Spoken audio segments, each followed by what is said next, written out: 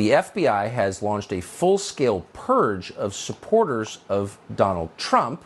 That would be Joe Biden's likely opponent in the coming presidential election, and that purge has intensified significantly today. So Steve Bannon just said that yesterday alone, the FBI raided the homes of dozens of Trump allies. We want to get to the bottom of this story. He said that on Charlie Kirk's show today. We've been trying to run it down ever since. We reached out to Harmeet Dillon, who says she's got some information on this. She's managing partner of the Dillon Law Group. Harmeet, thanks so much for coming on. What is the truth? Well, the truth is that a few days ago, a political reporter called several people and said, hey, have you heard or have you been served yet? The FBI is going to be serving 50 approximately search warrants and or subpoenas on Trump supporters. And then, within 24 hours of that, three of our clients actually did either get search warrants or subpoenas. And these subpoenas are extremely broad. They're from the Capitol Siege section of the United States Department of Justice's D.C. office. And they ask for broad categories of documents. They ask for all communications dating from a month before the election until 2 months after the election. And they ask for all communications regarding dozens of people. And the categories are alternate electors, fundraising around irregularities around the election, and also a rally that happened before the January 6th situation at the Capitol, so the Save America rally that happened. And so basically, most of this activity, if not all of it, is protected by the First Amendment. And the United States Department of Justice is telling reporters about these search warrants and subpoenas before they're executed. There's no other explanation for this. And I think the reason for this is to instill fear into Donald Trump supporters and into those who would challenge election irregularities right before an upcoming election, Tucker. So this is really outrageous abuse by the DOJ, and it is illegal for the DOJ to leak this information to the media, Tucker. Tucker Carlson goes scorched earth on the Biden regime as he exposes on live TV the list of names of those Biden is politically targeting. We're going to see precisely who the FBI has been raiding. We're going to see exactly why they're doing it. And make sure to stick with me to the very end of this video when I'll reveal why it's all too little too late. There's absolutely nothing the Biden regime can do to stop their inevitable demise. You're not going to want to miss this. Greetings, everyone. It's me, Dr. Steve, your patron professor, here to help you think better so you can feel better in these crazy and turbulent times. So make sure you smack that bell and subscribe button. Before we begin, gang, especially in light of what we're talking about here, when did we decide to stop upholding free speech as a basic right? I mean, obviously, the censorship that's playing out right now at big tech companies and social media sites, it's a very dangerous precedent, especially given how they can track our online activity. But what if there were a way that we could all fight back against that? Well, there is. And that's the one and only ExpressVPN. ExpressVPN enables you to hide your online presence by encrypting 100% of your network so no one can track your online activity. And the best part is how easy it is to use. It literally just takes one click to protect all of your devices. So let's stop allowing big tech to revoke our right to free speech. Why not revoke their right to your data instead? Secure your internet with the VPN I trust the most for online protection. Click on that link below or visit expressvpn.com/Turley to get 3 extra months free with my exclusive link. So don't wait. Click on that link below right now to learn more. All right, let's dive right in here, gang. Last Friday afternoon, I did a video commenting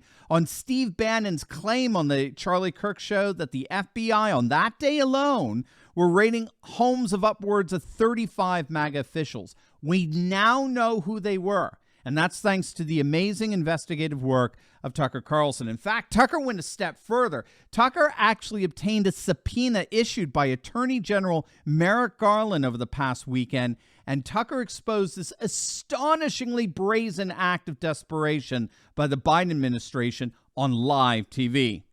This is harassment on political grounds. It's illegal, it's unconstitutional, it shocks the conscience of everyone who sees it. But the number of people who see it is very small because it is not covered by any media. And it's not just happening to Amy Kremer. This show has obtained a subpoena from Merrick Garland's DOJ issued in the past week. And what it demands is both unlawful and without precedent in American history. The subpoena claims to be investigating, quote, any claim that the vice president and or president of the Senate had the authority to reject or choose not to count presidential electors. Now, keep in mind that any claim you make as an American citizen about electors, any claim you make about American politics, period, is protected explicitly under the First Amendment. That's our core freedom. It's why we live here. It's why we're proud to be Americans. It's why so many American servicemen died protecting our country. Those are the freedoms that they fought to preserve. That's why nobody prosecuted leading Democrats in 2016 when they sought to reject electors for Donald Trump. Right. It's why none of those people, including Kamala Harris, is now in jail. But right now, according to the subpoena that we have obtained, Merrick Garland's DOJ is demanding all communication from the following people on this topic. And let's be clear before we read their names that it is not clear what the investigation is actually about. And that's the most terrifying part. What is this? On what grounds are you demanding my private communications with people? They never say. But included in this precedent-breaking sweep of political opponents of the Biden White House would be former White House advisor Bernie Kerik, who is the former police commissioner of New York City, Boris Epshteyn, who is the current attorney for Donald Trump. At no time in American history has it been okay to grab the personal communications of someone's lawyer, because those are privileged. Not anymore. Matt Morgan, Justin Clark, Kenneth Chesborough, Mike Roman, RNC official Joshua Finley, Trump attorneys John Eastman, Jenna Ellis, Joe DeGeneva, James Trupis, Rudy Giuliani, Sidney Powell, Victoria Tenzing, Cleta Mitchell, Bruce Marks. We could go on and on and on and on. The DOJ is now going after former White House official Stephen Miller, frequent guest on this show with a subpoena. Why?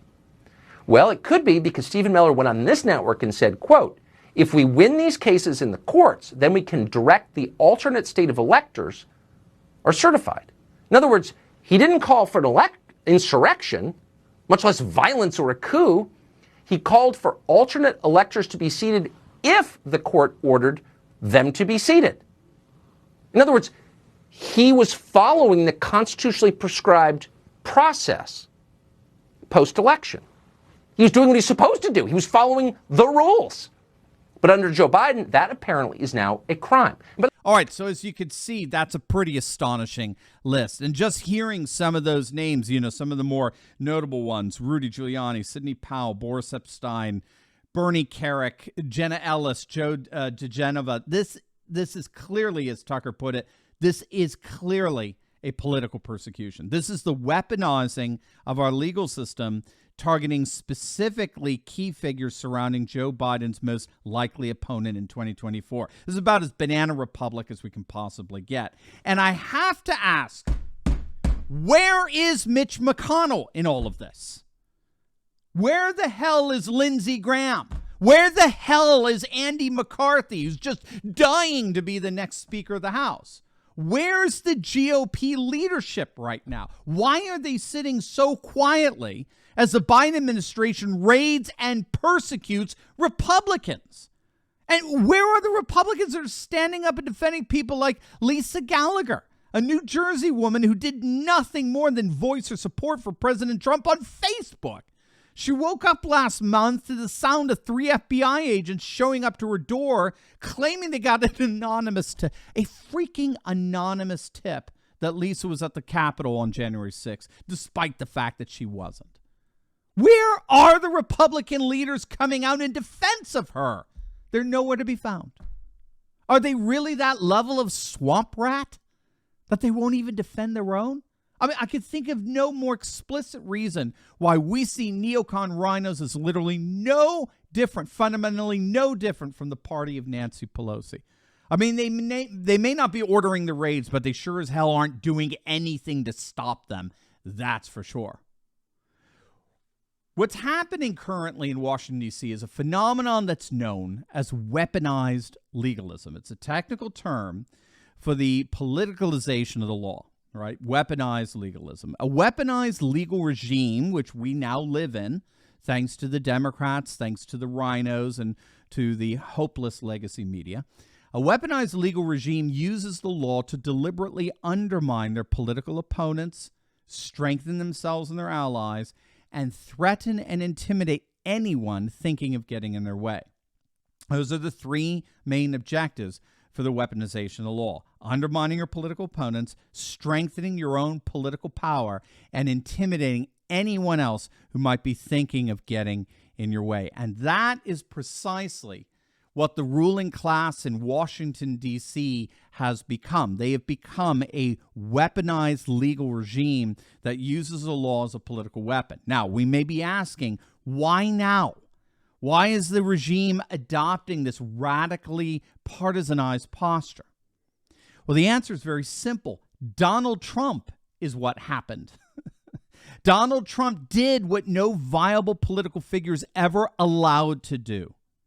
And that is he channeled and targeted mass popular resentment against the permanent political class. You see, the permanent political class has long used something called resentment politics to divide and conquer the populace. So for centuries, I mean, going all the way back to ancient Greece, the political class successfully deflected mass resentment away from itself by focusing instead on the threat of external enemies. Because, you know, like the external enemies to the polis or to the nation state or whatever, because external threats breed internal solidarity.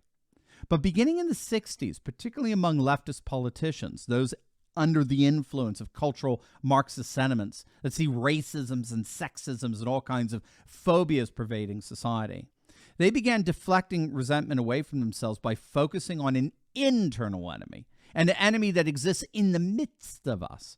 And that's the source and perpetuator of all social evils and ills. And that's what made Trump so unique. From the moment he announced his candidacy, he laser-focused mass resentment back on the permanent political class. That's why they hate him so much. That's why they're so obsessed with getting rid of him. The good news in all of this is that there's simply no putting this genie back in the bottle. Come this November, we're going to have the single most populous Congress in our nation's history since the 1920s. And these are going to be brand new, ultra MAGA Republicans who are playing for keeps. Now they'll have subpoena power. Now they'll be manning the oversight committees. Now they'll be investigating Joe Biden's involvement with Hunter's illicit business dealings. Now they'll be filing articles of impeachment, and not just against Biden, but against Merrick Garland too, the Attorney General himself, the very one ordering these raids. So all of this is to say, gang, strap yourselves in. This is going to get real very, very soon. As always, make sure to smack that bell and subscribe button. You'll definitely want to check out my latest video I just uploaded on the media getting absolutely humiliated as yet another hate hoax implodes. You're not going to want to miss it, so make sure to click on that link, and I'll see you over there. God bless.